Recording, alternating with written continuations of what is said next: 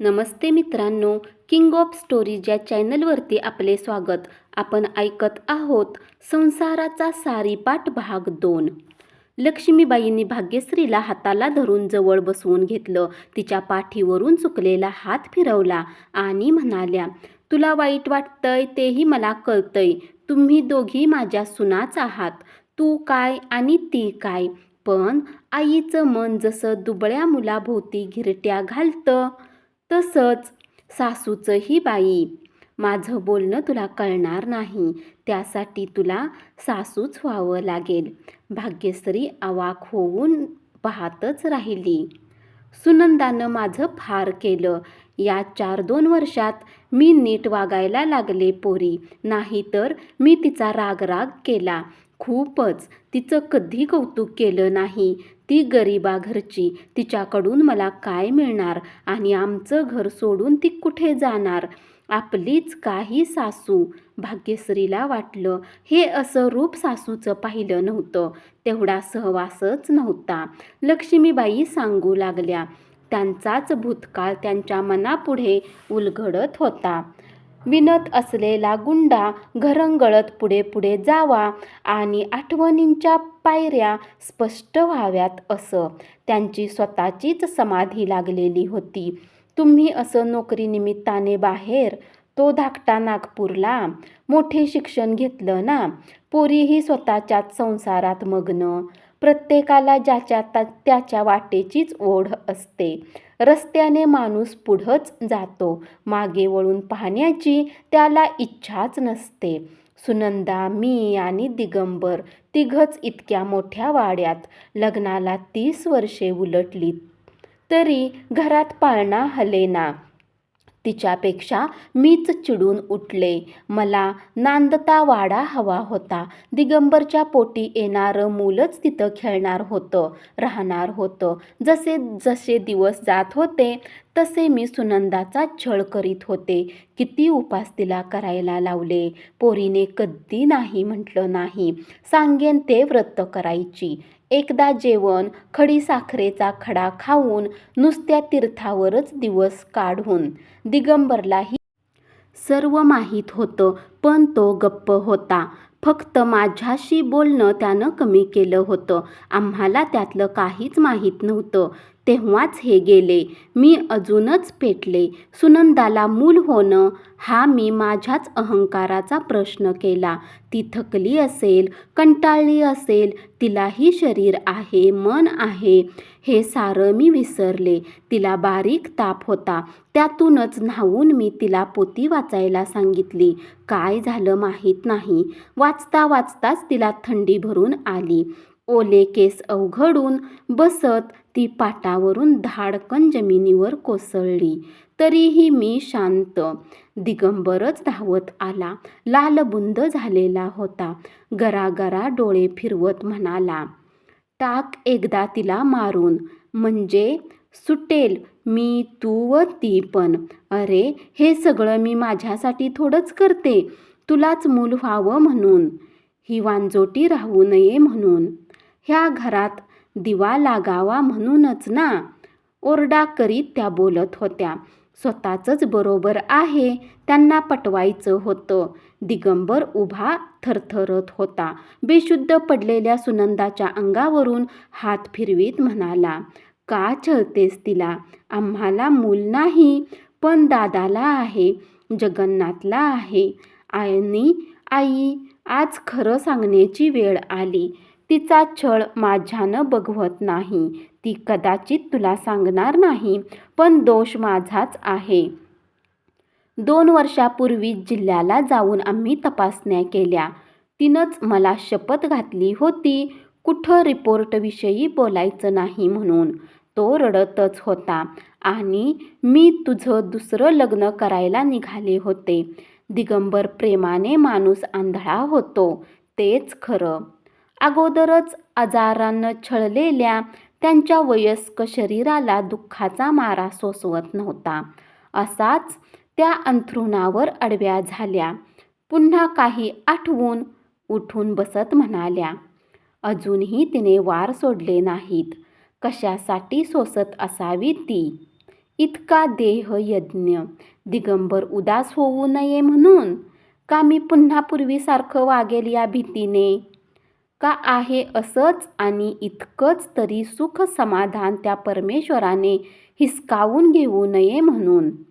तिचं तिलाच माहिती. आपणही ठरवलं तर चांगलं वागू शकतो अशा आशयाचं त्या समाधानी हसल्या. भाग्यश्रीला वाटलं अखेर सहवास हाच महत्त्वाचा. सहवासानंच माणसं एकमेकांना थोडी तरी उमगून येऊ शकतात. लक्ष्मीबाईंचा सहवासही मग भाग्यश्रीला जाचेनासा झाला. घराची पूर्वी इतकी काळजी वाटत नव्हती. उठता बसता त्या जमेल ते कामही करीत होत्या. बरं वाटत असलं की मुलांसाठी खायला कर, कपाट आवर, वाळलेल्या कपड्यांच्या घड्या घाल. मुलांच्या कानावर दासबोध, मनाचे श्लोकाबरोबर गीता आणि आरत्या ओव्याही पडत होत्या. वेळ असेल तशी मुलंही आजीजवळ बसत होती, गप्पा मारत होती. आजीचे पाय चेपून दे, औषधांची आठवण करून दे, पाणी उकळून ठेव. काय काय काम आवडीने करत होती. घरातल्या वयस्कर माणूस घराला कसं आधारस्तंभासारखं वाटतं ते तिला कळून येत होतं. रघुनाथराव जुन्या आठवणी घेऊन आईजवळ बसत. तुला कंटाळा तर नाही ना ग येत आई? हिचं माझं ऑफिस, मुलांच्या शाळा. नाही रे, या आजारानं का होईना मला तुझ्याकडे येता आलं, मुलात राहता आलं. भाग्यश्रीचाही सहवास घडला. किती बरं वाटतंय. इथून बरं होऊन जाताना वाईटच वाटेल बघ रघु. तिथं सगळं आहे रे, पण दिगंबरला मूल नाही. मोठ्या माणसांनी भरलेलं घर सुनच असतं. थोडी भांडाभांडी, पळापळी हवीच. ते राज्य बालगोपालांचं. अंगणाशिवाय घर नाही आणि मुलाशिवाय संसार नाही बघ. त्या उदास झाल्या. रघुनाथराव भाग्यश्रीला म्हणाले, उद्याच रजा घे. आवश्यक असेल तर घेईन. तसं तर सर्व नॉर्मल आहे ना. तुम्ही हाफ डे घेतली तर? केदार आणि केतकी कुणीही सोबत येईल. नको, तूच हवीस. डॉक्टरांना शंका आहे. शंका कसली? भाग्यश्री बाहेरच्याच खोलीत बसलेल्या लक्ष्मीबाईंना ऐकायला जाऊ नये अशा तऱ्हेने बोलत होती. इतके दिवस त्यांना अल्सर वाटत होता. पण त्यांना आता निराळीच शंका येते. मूळव्याध तर नसावी? नाही, कॅन्सर असावा असा त्यांचा 15 दिवसापूर्वी समज झालाय. आता तर त्यांची खात्री झाली. शब्द घसरलेच. भाग्यश्रीची जीभ कोरडी पडली. शब्दच सुचेनात. हे असं इतकं पराकोटीचं आणि त्या किती सोशिकासारखं सोसतच आहेत. तिला मन मोकळे रडताही येईना. ती पार मागच्या अंगणात गेली आणि डाळिंबाच्या बुंध्याशी बसली. उगाच पायाच्या मातीतून बोटं फिरवीत राहिली. मागच्या वर्षी 100-150 फळं देणारं डाळिंबाचं झाड बुंध्यातून सुकत चाललं होतं. तिचं त्याकडे लक्षच नव्हतं. मुलं आठवणीने पाणी घालत होती. तळाशी माती तर तीच होती. मग असं अचानक ह्या झाडानं असं स्वतःला संपवत का आणलं? मागच्या वर्षीचा त्याचा भर अखेरचा का ठरला? कुणाचं लक्ष असो वा नसो, ज्यांचं आयुष्य खऱ्या अर्थानं संपतं ते आपल्या परीनं आपल्या रीतीने संपत येतं.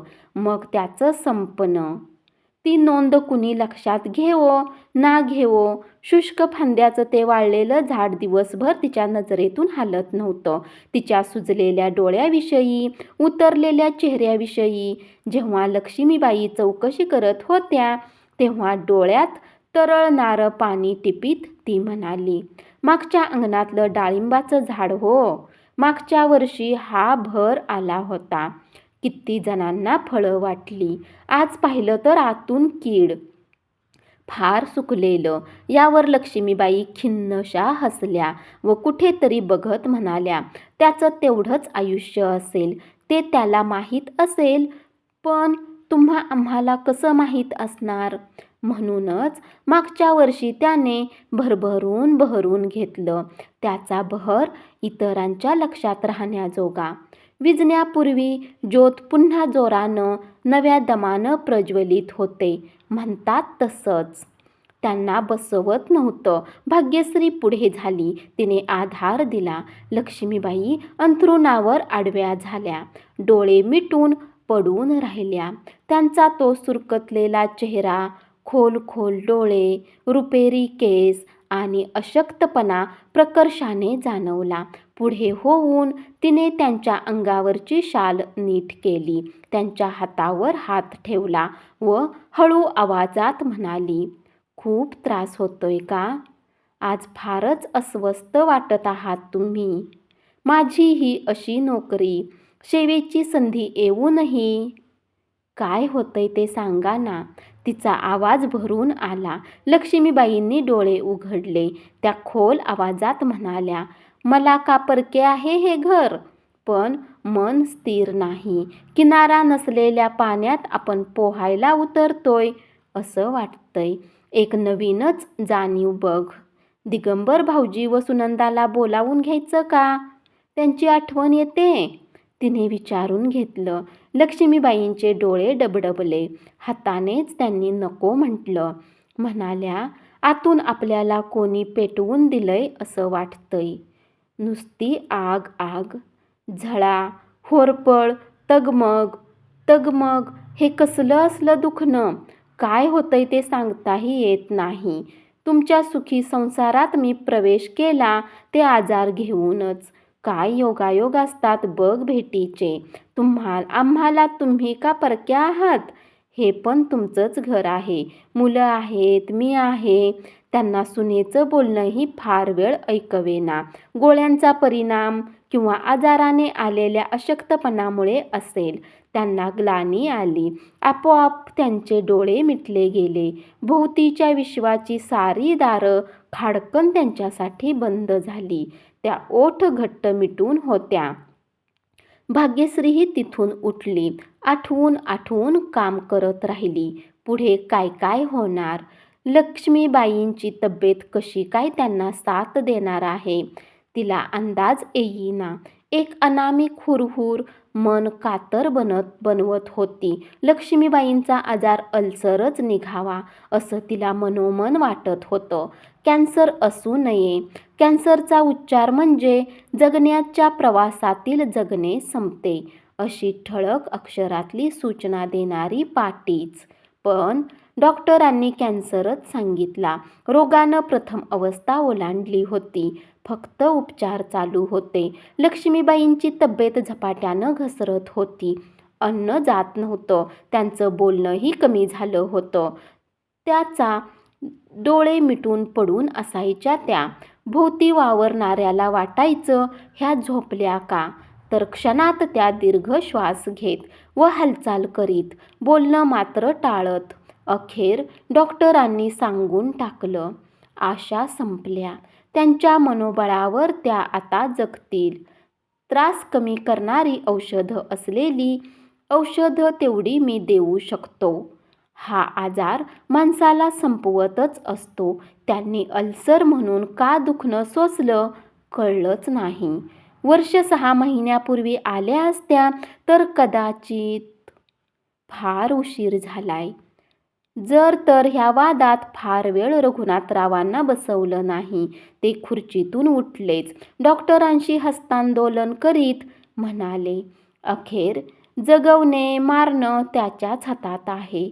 डॉक्टर, तसं तिचं वयही झालंच आहे. या नाही त्या कारणाने माणसाला हे जग सोडून जावंच लागतं. तुम्ही आमच्यासाठी. डॉक्टरांनी त्यांच्या खांद्यावर हात ठेवला. तो मायेचा स्पर्श होता. त्यात माणुसकी होती. त्यांना इथेच ठेवणार का गावाकडे हलवणार? मी औषधं दिलीतच. गावाकडे. तिथे घर आहे, देव आहेत आणि कालपर्यंत तिच्यासोबत असलेली माझी भाऊ आणि भाऊजई आहे. तिथं तिला सुखानं श्वास घेता येईल. डॉक्टरांनीच सूचना दिल्यावर 3-4 दिवसात लक्ष्मीबाईंना पोहोचवायचं ठरलं. निघण्याचा प्रस्थापनाचा दिवस ठरला. त्या डोळे मिटूनच पडलेल्या होत्या. त्यांचं वजन विलक्षण घटलं होतं. भाग्यश्रीच्या डोळ्यांना मात्र धारा लागल्या होत्या. 6 महिन्यात घरभर अस्तित्व फिरलेलं होतं. ती आठवण त्यांचं सामान जमवत होती. हात थरथरत होते. सकाळचा चहा घेऊन निघायचं ठरलं. प्रवास तसा फार नव्हता. 4-5 तासांचाच तर होता, पण कायम परतीचा होता. तो तेवढा तरी त्यांना सोसवेल का? आपणही बरोबर जाऊ का? कैक प्रश्न तिच्या मनात येत होते. रात्रीच दिगंबरराव आले होते. सगळी गप्प होती. एखादा शब्द हे मन उचंबळून आणण्यास पुरेसा होता. जेवणही मुकाट्याने झाली. रात्री दिगंबरराव रघुनाथरावांच्या गळा पडून रडत होते. भाग्यश्री कोपऱ्यात उभी होती. सामान जमवलेलं होतं. गाडी येताच हातपाय गाळून इथं बसलेली सारी झपझप उठली. दोघा मुलांनी धरून लक्ष्मीबाईंना गाडीत ठेवलं. वेदनांचं वेटोळं त्यांच्या चेहऱ्यावर पसरलं होतं. त्यांनी क्षीणपणे विचारलं, कुठे जायचंय? रघुनाथराव झुकून म्हणाले, गावाकडे. लक्ष्मीबाईंनी हसून डोळे मिटले. त्यांना तेच हवं असावं. घर, माणसं, माती, एक जीवाला असलेली अनामिक ओढ. शेवटच्या श्वासासाठी ठरलेलं स्थान. शेजारी पाजारी, घरातली माणसे, सारी गाडीभोवती जमली होती. 6 महिन्याचा का होईना सहवास होताच. गाडी सुरू होताच आत डोकावून भाग्यश्रीने पाहिलं. लक्ष्मीबाई साऱ्या वेदना विसरून चक्क लख्ख हसत होत्या. कुठून तरी बळ एकवटून म्हणाल्या, तुझ्यासाठी मीच पुन्हा येताना डाळिंबाचे रोप आणेन. फार नाराज झाली झाड वाळलं म्हणून. भाग्यश्रीने फक्त त्यांचा हात हातात दिला. गाडी हलली. माणसांच्या घोळक्यातून पुढे जात राहिली. रघुनाथराव भाग्यश्रीच्या पाठीशीच उभे होते, आधार दिल्यासारखे. बाहेर पडलेली गाडी दृष्टी आड होईपर्यंत भाग्यश्री तिथेच उभी होती. आत आली तर तिला भडभडून रडायला आले. गेला महिनाभर असं पोटभर रडायलाही मिळालेलं नव्हतं. पुढं त्यांचे किती दिवस राहिले माहीत नाही. कदाचित महिना, आठवडा किंवा 4च दिवस. तिला स्वतःचं घर रिकाम्या देव्हाऱ्यासारखं वाटलं. उदास, भकास. त्या येणारच कळल्यावर प्रथम नाराज होतो ते आपणच. आणि त्या गेल्या तेव्हा आपण अगदी आतून कोलमडून रडतोय. कुणासाठी? त्यांच्यासाठी का स्वतःसाठी? का 6 महिन्यांच्या सहवासात जे आपण जगतो व जे बंध निर्माण झाले ते संपले म्हणून? तिला उमगेनाच. धन्यवाद. कथा आवडल्यास कमेंट्स करा आणि किंग ऑफ स्टोरी या चॅनलला जरूर सबस्क्राईब करा आणि अशाच नवीन कथा दररोज ऐकत रहा.